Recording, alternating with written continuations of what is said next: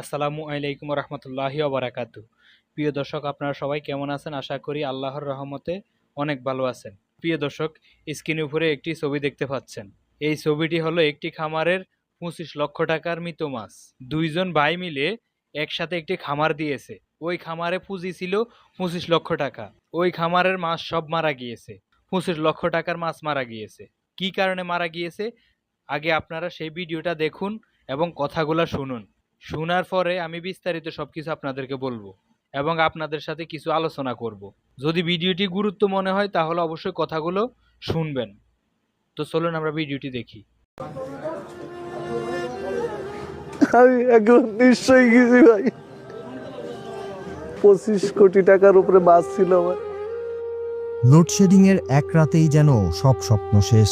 যশোরের শার্শায় ভয়াবহ মাছের মড়কে বিপাকে পড়েছেন দুই তরুণ উদ্যোক্তা। বাহাদুরপুর ইউনিয়নের রায়পুর সোনামুখ বিলের সজনের মোড়ে শনিবার রাত 1টার দিকে হঠাৎ করে মরতে শুরু করে পাবদা সহ বিভিন্ন প্রজাতির মাছ। খামার মালিকদের দাবি, দীর্ঘ সময় বিদ্যুৎ না থাকায় পানিতে অক্সিজেনের মাত্রা কমে যায়। এর সঙ্গে বৈরী আবহাওয়ায় পরিস্থিতি আরো ভয়াবহ হয়ে ওঠে। মুহূর্তের মধ্যে পানিতে ভেসে উঠতে থাকে শত শত মাছের মরদেহ। আর এই এক রাতের বিপর্যয়েই প্রায় 15 কোটি টাকার ক্ষতির মুখে পড়েছেন দুই তরুণ উদ্যোক্তা আলফাজুল হক ও ফারুক হোসেন। আমরা এখানে বিরাট বড় ধরনের একটা ক্ষতিগ্রস্ত হই, যেটা আমাদের দ্বারা আসলে সহ্য করা খুবই কঠিন। আমি এখন নিশ্চয়ই গেছি ভাই।